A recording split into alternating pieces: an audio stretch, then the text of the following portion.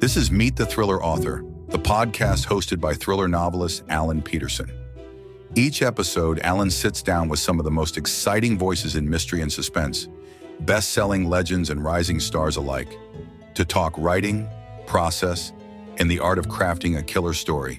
From Dean Koontz and Walter Mosley to Frida McFadden and Lee Child, over 200 authors have joined Alan for deep, revealing conversations that every thriller fan and aspiring writer will love. You can find transcripts, show notes, and the full archive of episodes at thrillerauthors.com. And don't forget to check out Alan's own heart-pounding thrillers at thrillingreads.com/books. Now, here's the latest episode of Meet the Thriller Author. Before we dive in, a quick reminder, my latest psychological thriller, The Casual Date, has cracked the top 100 in categories like domestic thriller on Amazon. It's just 99 cents or free if you're a Kindle Unlimited member. So if you haven't checked it out yet, now is the perfect time. And if you're enjoying this podcast, please take a moment to rate and review. It really helps more thriller fans discover the show. Today's guest is Alex R. Johnson, an acclaimed filmmaker and screenwriter whose debut novel, Brooklyn Motto, is a gritty, atmospheric noir set in the late 1990s New York City. The novel follows Nico Kelly, a self-loathing PI who stumbles onto a murder and gets pulled into a mystery he's never asked to solve. All right, let's get into it. Here's my interview with Alex R. Johnson. Hey, everybody, this is Alan with Meet the Thriller Author. And on the podcast today, I have Alex R. Johnson, who is an acclaimed filmmaker and screenwriter, and he's making his fiction literary debut with Brooklyn Motto.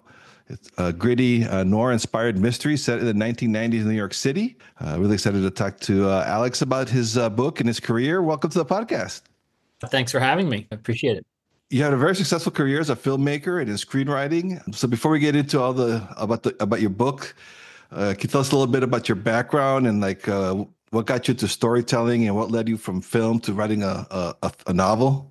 I've always, since I was a child, the goal was to be a writer. Was always writing, always trying to start a novel when I was younger, and would let imposter syndrome overtake me and would abandon it. But then when I studied film theory, moved to New York, and did a lot of film freelancing, and then I got hooked up with Maisels Films, they're kind of like the grandfathers of verite cinema, of cinema verite, doc style stuff, and I sort of started this career in documentary as kind of like a day job, but I was always writing scripts and always trying to write short stories and doing all that stuff at the time. And then I started directing, and people started to finally kind of pay attention to my work, which struggle. No one wants to be the first person to say you're good, so. You gotta convince people. And so after that happened, and I made my first film called Two Step, which is this kind of Texas noir, premiered at South by Southwest, and it's done really well critically, financially. As far as you know, it did great. But so that started my career as a screenwriter, and what maybe my own naivete about the kind of like studio system was that I thought I'd make, I don't know, every other script I wrote would get made type of thing, and what you quickly learn is that you can have a career in Hollywood at the studio level and honestly have nothing get made. So when I made this switch from studio to independent, it just, I don't know, I'm used to, I came from DIY kind of independent filmmaking, and so I'm used to like every day being like, what can I do today to try to get this production a step closer to getting made? And then you get to the studio system and you realize you can't do anything. It's just the gods are, bowling in the sky, and you're just waiting. I did originally plan this as a TV show, this book, and back kind of at the kind of like as peak TV was kind of peaking, and but I don't know. I kind of had a half-assed pitch, and I pitched it to my agents, and they didn't see it, and they tried to talk me out of doing it, and I got really a little defensive, as a writer can get sometimes, and I was like, well, I'm doing it anyway. And it sort of just started to seem like a novel. I don't, obviously don't do first person in screenplay work.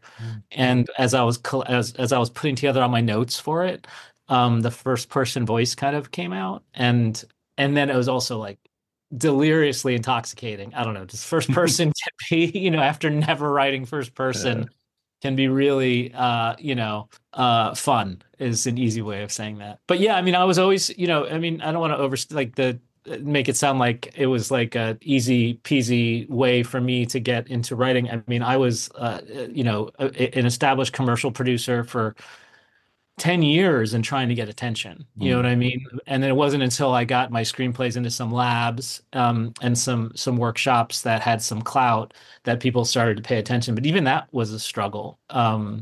So but anyway, so what happens is, so you get in the screenwriting world and you're writing these screenplays and you fall in love with the world and you fall in love with the characters and you think of all the potential and then you sell it and you're paid for it. Most of the big money you get is if it goes into production. They kind of back end all those bonuses.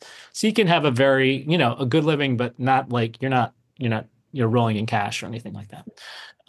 If nothing gets made. But what happens is if it doesn't get made, you lose the world. Mm. You just lose it. You can't do anything with it. And in the United States, screenwriters, years ago, in the 60s, I think, when the Writers Guild, we exchanged, we agreed to losing our copyright in exchange for healthcare, basically. And so that was the negotiating tactic that the studios were like, well, then we have to have the copyright. We'll pay for your healthcare, but we have to have the copyright. So that that gets frustrating, when Mm. you create worlds and they're gone. And if an idea comes to you later about a script that got abandoned and you can't pursue it. So this was, I got excited about writing the book, because it was thrilling to me and it's something that I'd always wanted to do since I was a child and, avid reader. And B, to know that it's mine. It's my world, and whatever happens with it, the characters, I can continue with these characters in another form if I want to. So it sounds like a little more freedom, a little more liberating, maybe than the film. Yeah, a little more freedom, a little more liberating, just a little slower process. Yeah, But I downshifted yeah, into the prose speed. yeah. But yeah. Yeah, I read in your bio, and I know this is more on the film thing, but I've always heard about that. What's it called, the blacklist or something? Not the where like the great scripts go or something that never get made. Can you tell Yeah, us so about that? there's That's so yeah, so, fascinating. sure. So Franklin Leonard, I forget who he was an assistant to years ago in the 90s, and somebody famous. And he just sort of got obsessed with the best scripts that weren't getting made. And so he back when he was just an assistant to somebody, organized this concept of like, let's have all the studio heads vote on the best scripts that got written that year that didn't get made. And so he organized that. And so it's been going on since I think the late 90s, maybe the early 2000s. And in 2016, my script, Northeast Kingdom, that we sold to Paramount, that Michael Bay's company was supposed to produce, it made the blacklist. And so what happens is, they call around and the studio executives, they vet them. So it's actual studio executives. They're given a limited number of votes and they can just assign and then they just tally up all the votes. And then I think it's about 40 or 50 scripts a year approximately. I don't think there's a set number. But yeah, so it made that list. They've expanded into kind of an online system where there's still the studio blacklist that happens every year. And then there's kind of a collective screenwriting thing. You can pay to be a member and you can critique, you can get other people to critique your work and they can critique yours and you can vote. And then they have their own kind of like ranking system on that list as well. But I was on the studio one. Hmm. And that's one of those and whether or not that gets made, if I always say I was on the blacklist, that's one of those ways that going back to nobody wants to be the first person to say you're good. I can say I was on the blacklist and then, I can get a meeting or I can, at least get an email address and try to sell myself. Huh. Well, that's fascinating. And so, with regards to your writing for books, novels, who were like some of your literary influences? Did you like crime thrillers and growing Yes. up? Yeah. Yeah, totally. I mean, I grew up, so, I grew up a government brat. My dad was FBI. My mom was CIA. My godfather was DEA. Mm. And they were all obsessed with crime. My parents had crime books all around. And so I used to read, and spy stuff. But my biggest like influences as an adult are probably easily Richard Price.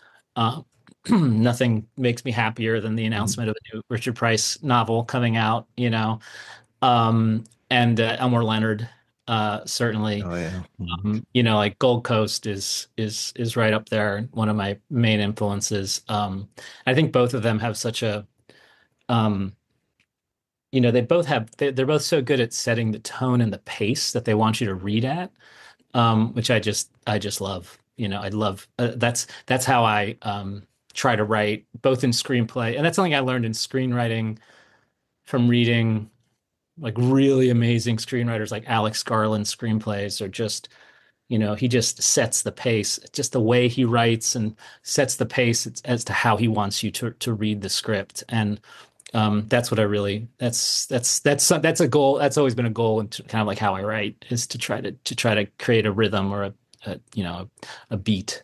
And so, what was how did Broken Motto come together? On like, what was the process from when you first started getting the idea to having a Yeah. published book out?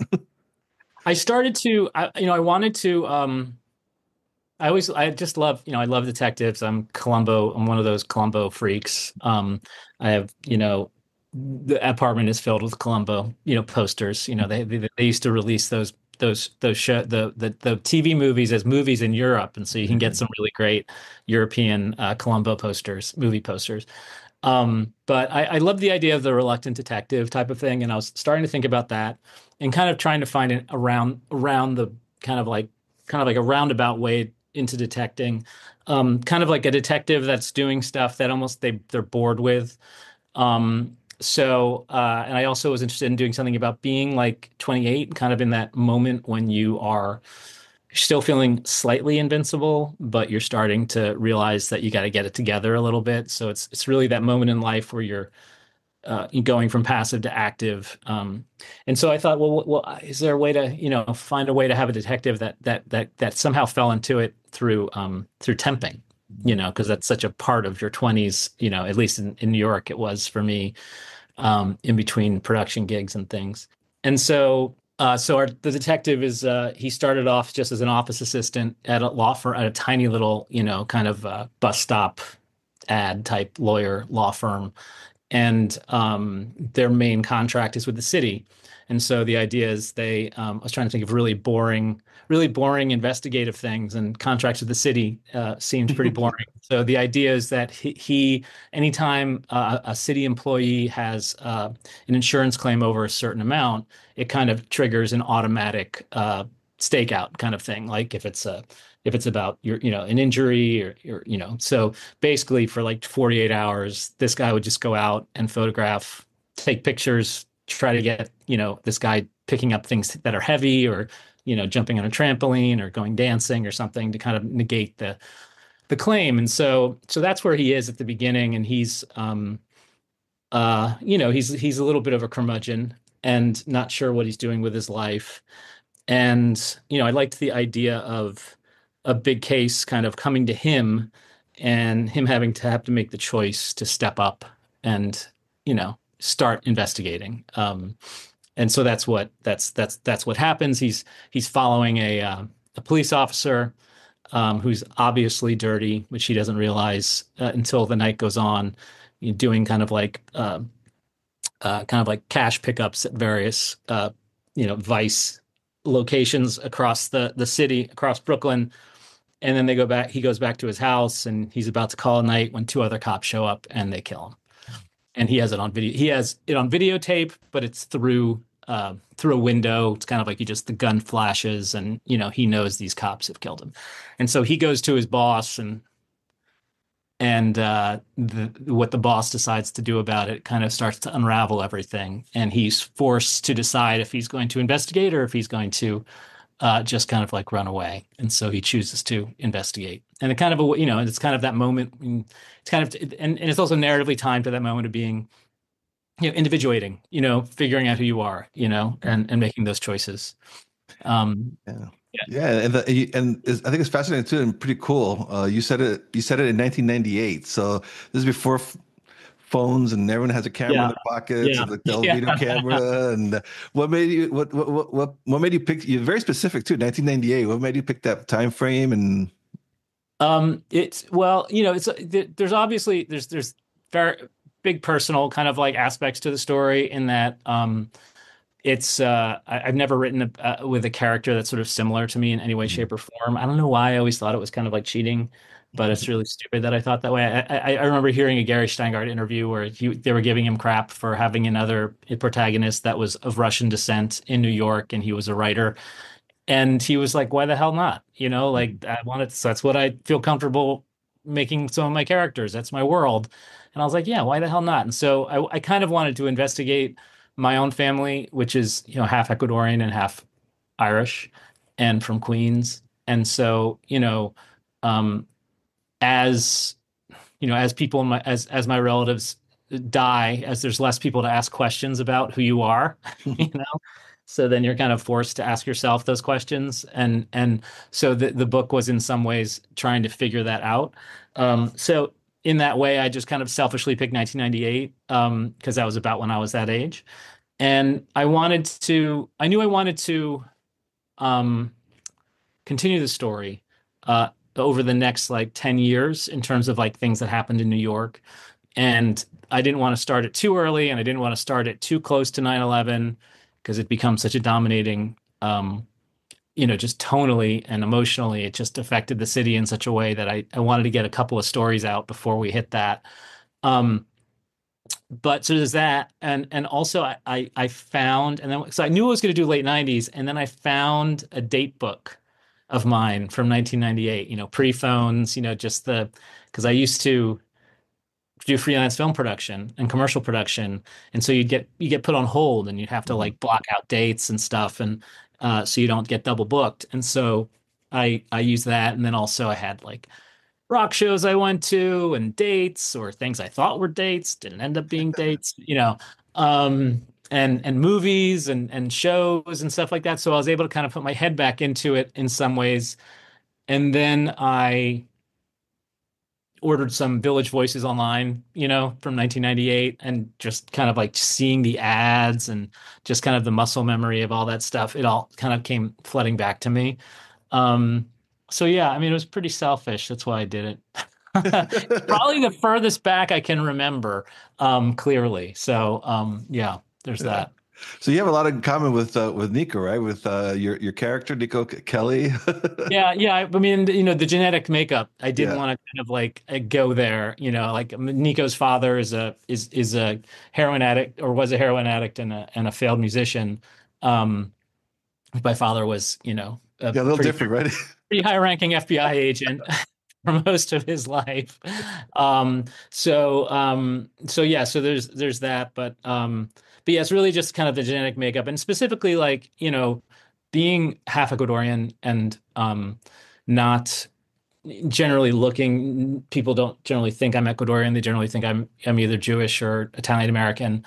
And there's it's almost like you're privy to a lot of kind of more overt racism, not directed at you, but that you witness by people. And so I always, I mean, yeah, I wanted to kind of like explore that a little bit. So there's all that stuff, but the family makeup's different. I mean, all the narratives kind of, but I leaned in on location, especially because I needed to remember it. So I leaned in on locations that I knew both in my family's history and personal. Yeah.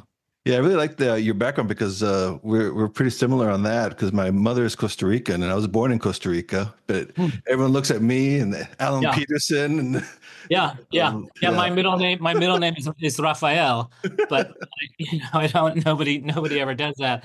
Yeah, so that's when I saw that on your bio, I'm like, oh my God, he's just I can relate with that one. Yeah. Yeah. It's just, so I had, on like the Irish side of my family, you just, with the stuff you witness, you're just kind of like, ugh, you know. Yeah. But even family members telling you jokes and Latin, like bad Latin jokes involved with a punchline is kind of like racist Latin stuff, and you're just like, I am half, I am half, like, and they're just like, oh yeah, God, I forgot. Yeah. So obviously Brooklyn is a huge part of the story, and you live in Brooklyn, right? Is that I do. okay? I do. So my family's from Queens. I live in Brooklyn. I moved to Brooklyn shortly after, like anyone, you live when you move and you're young, in the city at least, you go where you can afford. You're bouncing around and, your new apartment every year or whatever. But then when my wife and I settled in Brooklyn in Park Slope, and but then we did leave for 10 years, 10 brief years. We went to Austin, and my wife had a job opportunity in Austin. And for me, it's a very big filmmaking town, and there's a lot of filmmakers there, and it's close enough to Los Angeles. It was actually very convenient to go to meetings and deal with stuff in LA. So we went to Austin for about 10 years. It's a great place to visit. I love the people I met and that I socialized with, and I love the filmmaking community there. But it's also just it's Texas, even though it is Austin, and I'm a New York person, an East Coast person. And so it never really took. And during COVID is when I started writing the book. And COVID really kind of like highlighted that we didn't have family in Texas. And the original plan was to move further west to LA eventually for my work. It just made no sense to move further from family, as once COVID made it clear that, occasionally there's going to be a global pandemic and you're going to want to be close to your family. So I kind of escaped back into New York in the book, and but we had always been kind of talking about trying to figure out when to come back, and then we came back about 3 years ago, and literally initially moved right back into the same neighborhood at Park Slope, which was terrifyingly weird because everybody was 10 years older and I recognized everybody. And I'm like, surely I do not look 10 years older than these people, right? And then we moved to another neighborhood, a new neighborhood, to kind of like, it felt weird being in the same neighborhood after 10 years gone.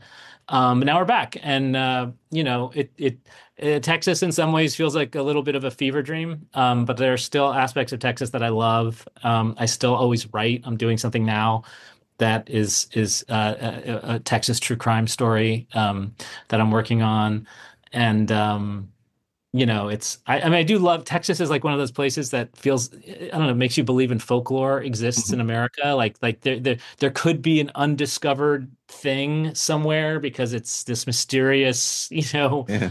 world. But Brooklyn is home, and I'm really happy to be here. And like my sister and nephew were just visiting yesterday, and we all went to go see the Mets and all that stuff I couldn't do, Mhm. when I was in Texas. So I'm happy to be back. Wow. And so I'm kind of curious about your writing process, your writing style. Can you tell us a little bit about that? Are you like do you outline? Are you a disciplined type of writer, or is it like chaos? Oh, chaos. So I'm sticking to the same writing. Literally, I mean, it's not a, it's like I'm going to be the first person to tell you this style, but creative writing, sophomore year, Rick Cannon was my teacher in high school, and he taught us the concept of, the spillage page. And so whenever you did like creative writing in his classes, you do an essay, you had to turn in three things. You had to turn in your spillage page stapled, and then your next page was your first draft, and then your next page was your final draft.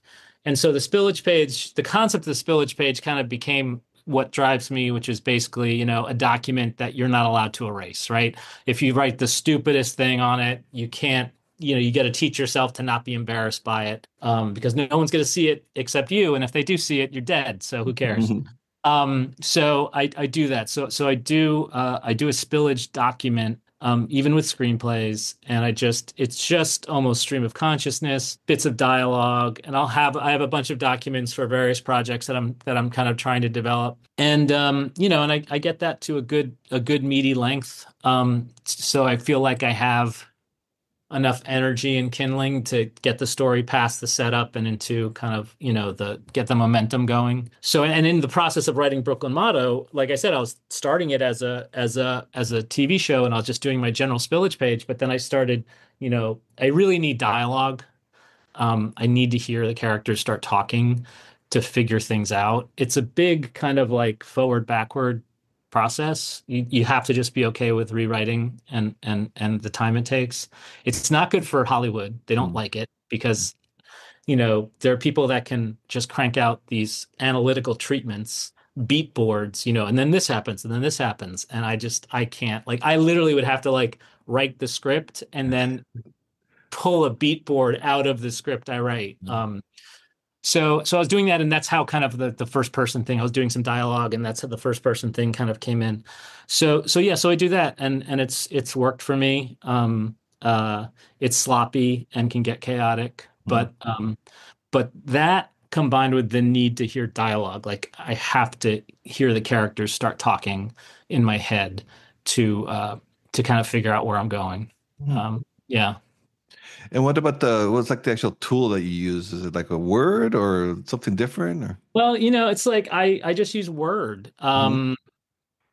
But I'm rethinking it now that there's this whole subscription software Everything's subscription descriptions now. you gotta use now. Yeah, I just use Word. But you know what I do a lot is in that kind of my spillage pages, I've kind of transferred to a notes app. Mm. So I just use it on my notes, so it's sunk up with my phone and my laptop. So I'll be in bed and I'll just open up my spillage and I'll stick a Mhm. bit of dialogue down or something like that. But when I wrote the book, I wrote it in Word, and that's mostly out of not knowing any better. Mhm. I think I learned about Scrivener through episodes of your podcast. Mhm. That's how out of touch I am. But yeah, so I'll probably look into that. But I use but I've never been good. Like, I use Final Draft for my screenplay work, and I know there are better screenplay writing programs out there, but they're all just like, cards and colors and all this stuff. And it's so I just want to write, Yeah, you gotta do what works for you because yeah, if you get it, yeah, it can be overwhelming if you start seeing all the other stuff. The Yeah, software. I mean, it's like when I was in film production, I was no, I got out of editing because every 6 months there was some new technology that was coming in that you had to learn, and I was like, oh, well, writing, it's just words, but it's Mhm. still there's new stuff all the time too. Yeah. And do you try to get like in the habit of writing? Do you like write every day or? Yeah, I mean, I do need about a 4 hour window to be productive. Um, if I have sometimes if I only have like a little 90 minutes or something, I might not even focus on it. I'd like to have like a 4 hour window. But yeah, I try to I try to be disciplined in the mornings, and nothing too early. I'm not waking up with the birds or anything like that, but just when my kid goes to school. And start my day. But that's my one stickler. If I can't get a good chunk of time, I've found that I'm not productive. And then I think like, well, if I have 90 minutes, maybe I should go to the gym.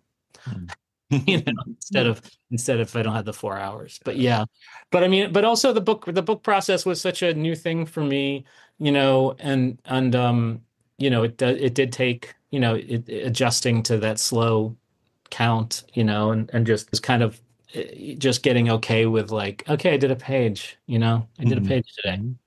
I did a page and a half. Okay, great. Oh, I did 3 pages. Great. And just being adjusting to it. I do feel like having done it though once, it's sort of I was trying to make a comparison to a friend about, like, I have a friend who runs marathons, and they don't really train anymore because they know how to pace themselves. They do like four marathons a year or something. And I was like, well, how do you run? And they're like, I just run like 3 miles a day, but when the marathon comes, I know how to pace myself. And I do feel a little bit like that now about the next book. Mhm. Is I know that it can end, you know, Yeah. you know, and B, understanding kind of like the process and the pacing of it, and not to lose myself uh, in depression over it, you know.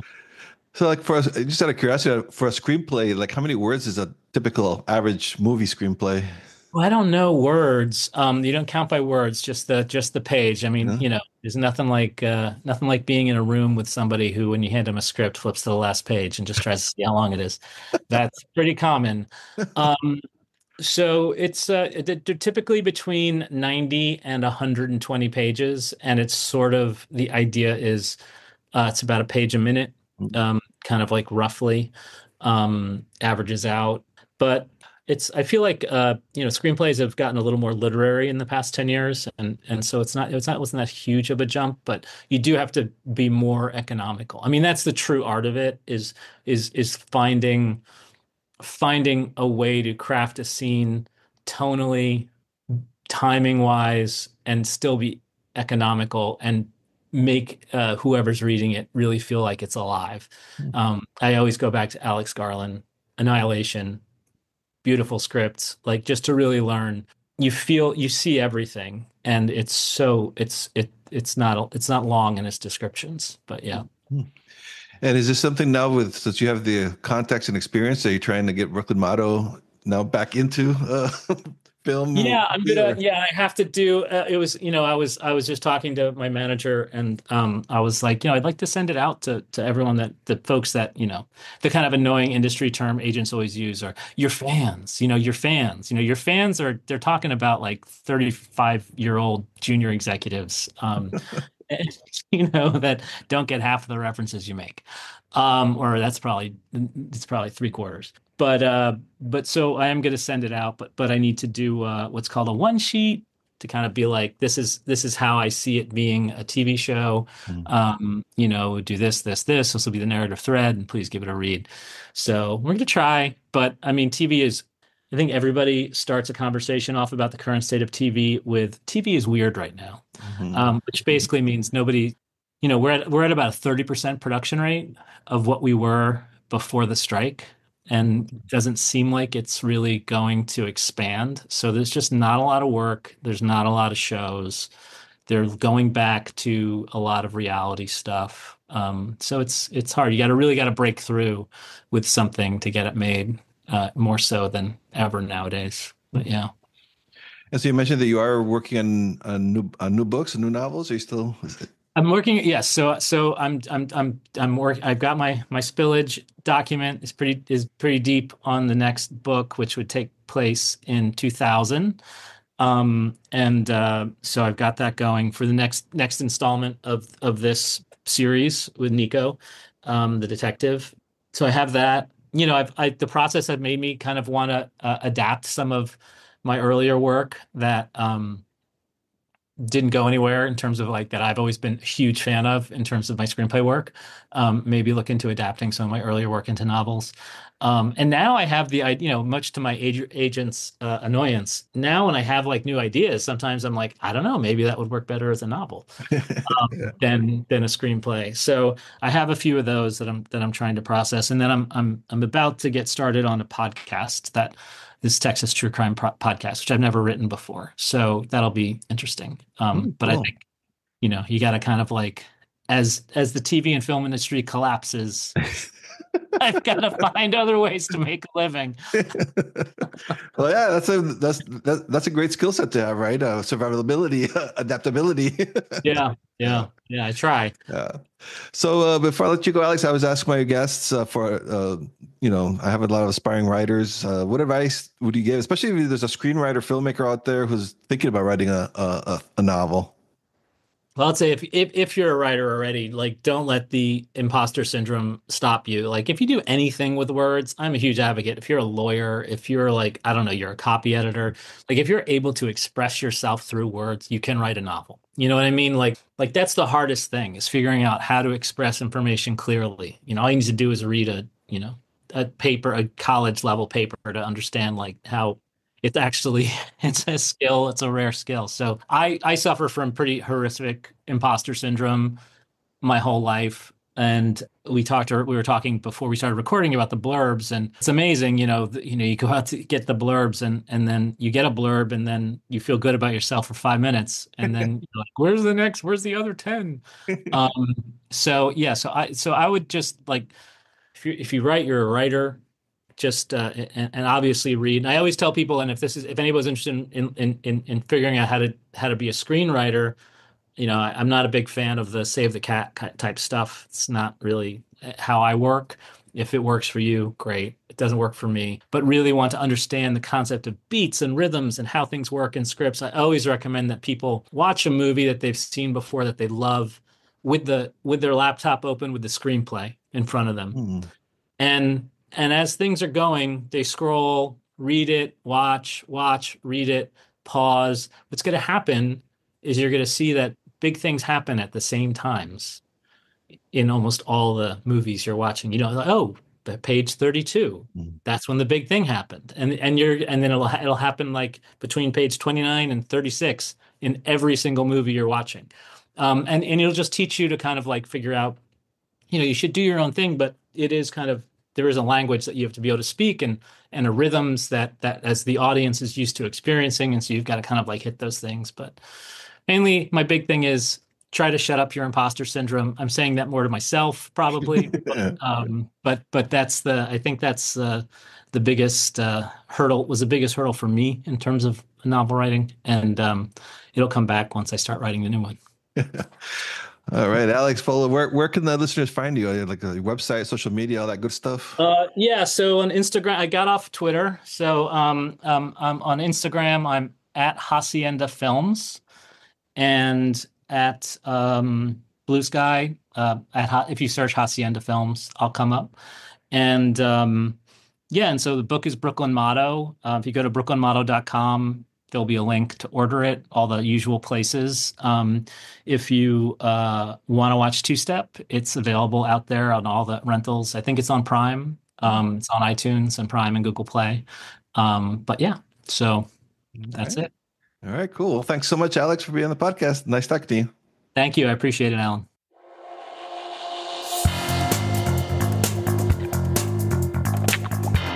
Thanks for listening to Meet the Thriller Author, hosted by Alan Peterson. If you enjoyed this episode, be sure to subscribe and leave a review on your favorite podcast platform. It helps other thriller fans discover the show. You can find all past episodes, show notes, and author interviews at thrillerauthors.com, including conversations with icons like Dean Koontz, Frida McFadden, and Lee Child. And if you're looking for your next gripping read, check out Alan's own psychological thrillers and crime fiction novels at thrillingreads.com/books. Until next time, stay safe, keep reading, and keep the thrills coming.